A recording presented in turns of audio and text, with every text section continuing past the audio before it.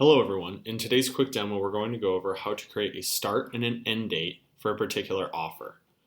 As you can see, we're in the home page of the Broadleaf admin, and we'll come into the offers tab in order to get started. For this particular offer, it doesn't really matter what type of offer, but we'll do a percent off order. Type of offer is percent off order. We'll be saying we'll give 50%. And the main tab that is the most important to us here is the visibility tab.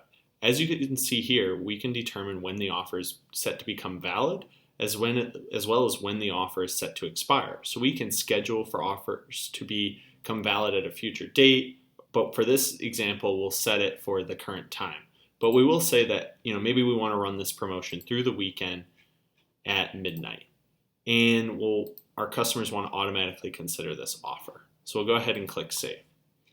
Now we'll use our Preview on Site tool in order to make sure that this offer is working. So as you can see, I'm viewing the site on today, September 6, 2019. So if I were to add some items to my cart, you'll see that should be getting a 50% discount, as I am with this total savings. Now, if I were to remove the item from the cart and change the viewing time to, say, after the offer expires on Monday, and I were to come back into the home screen and add this item back to my cart, you'll see that I will no longer be getting those savings because, again, the offer is no longer valid because it's after the weekend.